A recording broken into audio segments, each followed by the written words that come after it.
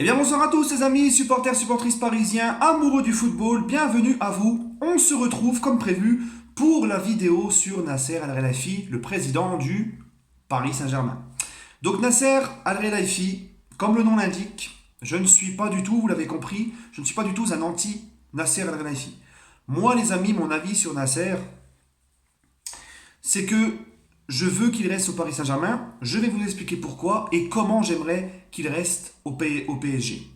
Donc premièrement, pourquoi je veux qu'il reste au Paris Saint-Germain? Car ça serait une ingratitude et une insolence de notre part de cracher sur Nasser Al-Khelaifi, de cracher sur la soupe et de ne pas ouvrir les yeux, ou du moins les fermer sur tout ce qu'il a apporté au sein du club.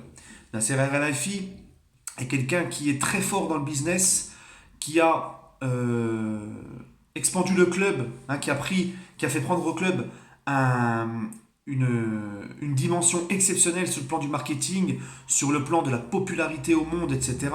On va dire que sur ce côté-là, dans ce côté-là, on a vraiment plongé dans le top des tops du club, quoi. On n'a rien à envier aux autres clubs sur ce domaine-là, les autres grands clubs. Et le Paris Saint-Germain a mis 7 ans à se développer sur le plan marketing, a mis 7 ans à faire la même chose que les autres grands clubs ont mis 30 ans à faire. Et Nasser Al-Khelaifi, il y est pour beaucoup dans ce domaine. C'est un très grand businessman.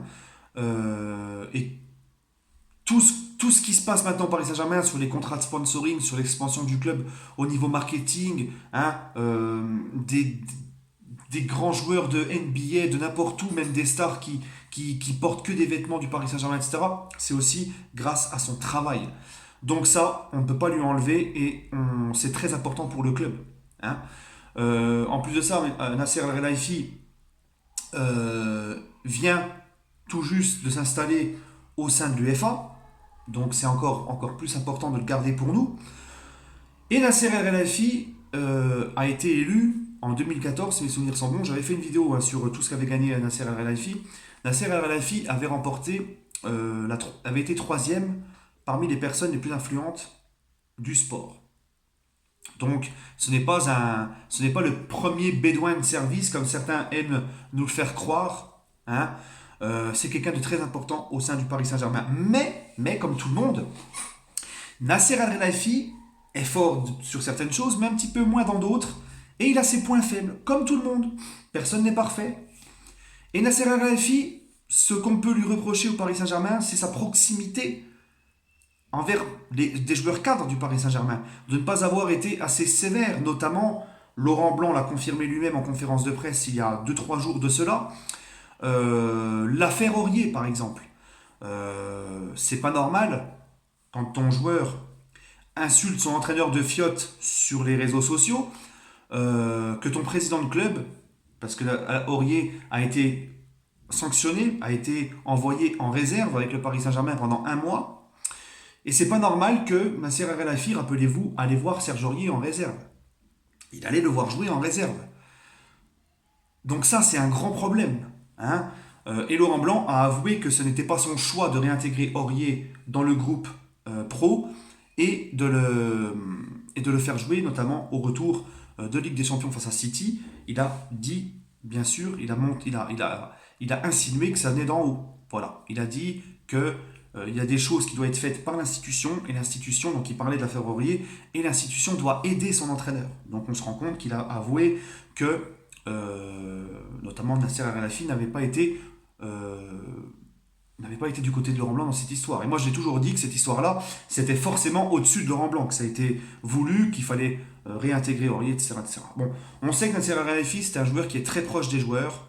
Certaines rumeurs disent, ça j'en ai pas la preuve, mais beaucoup de rumeurs disent que Nasser Al-Khelaifi, des fois, il allait même chez certains joueurs, dîner, manger.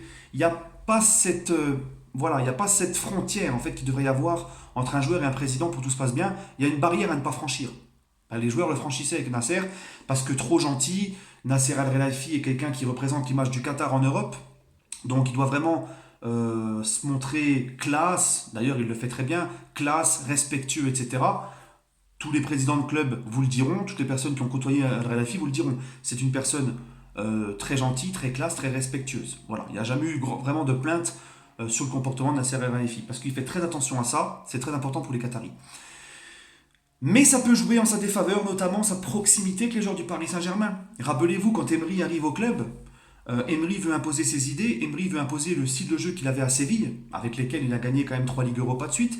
Tu ne gagnes pas 3 Ligues Europa consécutives en étant une pipe. Il faut arrêter de nous vendre qu'Emery est une pipe. Mais le problème, c'est que les joueurs n'ont pas voulu s'adapter au système d'Emery. Ils sont partis voir donc les cadres en premier, il y avait Thiago Silva, il y avait d'autres cadres du Paris Saint-Germain, qui sont partis voir Nasser et se plaindre en disant qu'il fallait que Emery revienne au 4-3-3 classique qu'ils avaient l'habitude de jouer avec Laurent Blanc et qui ne voulaient pas se soumettre à la philosophie de jeu de Emery. Et Nasser El-Khelaifi a été dans le sens des joueurs.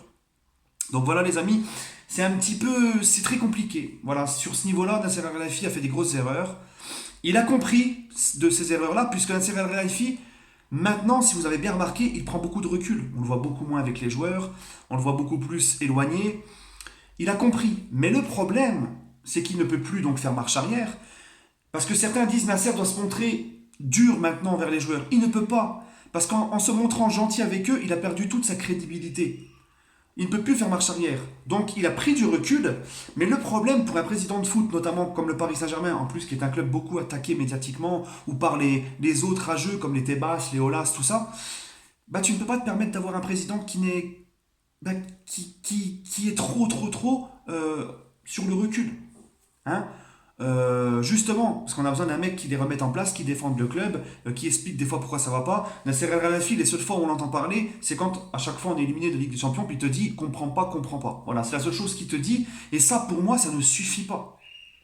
Donc j'aimerais donc bien sûr que Nasser reste, c'est important qu'il reste, mais qu'il se fasse entourer par un président délégué ou un président adjoint ou je ne sais pas quel poste. Hein. On a su trouver un poste bidon pour Kluivert en le nommant directeur, enfin manager du football. On n'avait jamais vu ça, enfin directeur du football. On n'avait jamais entendu ça en France. Il peut très bien trouver quelqu'un qui va nommer président délégué ou président adjoint, comme c'est un peu le cas à Saint-Etienne avec il y a 2 présidents ou quoi que ce soit. Ce qui lui permettrait à Nasser El-Khelaifi de prendre son recul, mais de continuer à gérer le PSG sur le plan du marketing, du business et de travailler avec Jean-Claude Blanc, qui est aussi très important dans ce domaine-là. Mais sur le terrain, pour taper dans le lard des joueurs, etc., ben, il faudrait qu'il nomme quelqu'un en président délégué. Parce qu'on a un directeur sportif, parce que Antero Henrique, on ne peut pas faire les surpris. Il a toujours été comme ça. À Porto, il a toujours été comme ça. C'est un mec qui ne parle pas aux médias. C'est un mec qui fait son travail, il recrute des joueurs, il travaille sur le mercato, mais tu ne l'entends jamais parler devant les médias quand le club est attaqué, etc. Donc il ne faut pas s'attendre à ce que Jean-Claude Blanc fasse ce rôle-là. Donc, pas Jean-Claude Blanc, Antero Henrique fasse ce rôle-là. Donc, il faut absolument, les amis, que Nasser El-Khelaifi nomme un président délégué ou n'importe quoi, hein, tu lui donnes n'importe quel poste, qui va prendre de l'importance au Paris Saint-Germain, qui va savoir taper sur les doigts des joueurs quand il faut, qui va savoir protéger et défendre le club quand il le faut, quand il sera attaqué, etc. Et Nasser El-Khelaifi, tu le laisses gérer tout ce qui est le côté business, marketing, etc. Et le côté du rectangle vert, du sportif, tu nommes un mec qui connaît le foot et qui a de l'affluence. Arsène Wenger, par exemple. Moi, je peux vous le dire, Arsène Wenger. Alors, on peut remettre en cause ses recrutements ces dernières années Arsenal, ses résultats, mais là, ça ne serait pas en tant qu'entraîneur ou en tant que décideur du mercato qui viendrait. Ça serait en tant que conseiller et en tant que pour structurer ce club. Hein, quand tu vois comment il a construit Arsenal, comment il a structuré Arsenal, et comment il a le respect des gens dans le football, comment qu'il a de l'influence sur le football et le respect qu'il dégage Arsène Wenger, on ne peut pas me dire le contraire. Arsène Wenger est un grand monsieur du football. Hein. Je pense qu'il fait l'unanimité sur le plan général dans tout ce qu'il a apporté à Arsenal au niveau du foot, dans le monde du foot. Ou alors, et ça sera encore mieux, un mec qui connaît le football, mais qui connaît aussi le club. Tu vas chercher un rail, tu le mets dans ce rôle-là, voilà, quand ça va pas, il vient dans le vestiaire, il leur dit les gars, vous n'avez pas assez respecté l'institution, vous ne faites pas assez honneur au maillot, ou alors quand le PSG se fait incendier dans les médias ou par Javier Tebas ou par Olas, n'importe quoi, un mec qui va lui rentrer dedans. Tu prends aussi de préférence un mec qui a marqué l'histoire du club, qui connaît le club, comment il fonctionne. Voilà. Donc en fait, pour faire simple, pour faire clair, il faut que Nasser El-Khelaifi il reste dans son rôle de président, parce que c'est important, puis les Qataris, de toute façon, ne mettront jamais un président qui n'est pas Qatari. Donc, tu mets Nasser El-Khelaifi, tu le laisses gérer de côté marketing, le côté expansion du club, etc. Et tu le fais suppléer par un mec qui connaît le foot, qui a de la poigne, qui se fait respecter et qui saura parler, protéger le club, etc. Et parler aux joueurs quand ça va pas, leur montrer qu'ici, ils sont dans un club qui a quand même une histoire, qui est le plus grand club français, le plus titré en France. Et voilà les amis, pour moi, c'est ce que je souhaite, c'est ce que j'espère. Donnez-moi votre ressenti en commentaire. Puis en plus de ça, Nasser El-Khelaifi, il faut pas oublier, ça aussi j'ai oublié de noter les amis, Nasser El-Khelaifi est quelqu'un qui a beaucoup de postes. Il a plusieurs postes, n'est pas que président du PSG. Donc, ça serait aussi un soulagement pour lui de déléguer un peu de choses sur le côté sportif, etc., à une autre personne qui connaît le foot et qui est respectée, etc. Sur ce, les amis, je vous souhaite à tous une agréable soirée et allez Paris!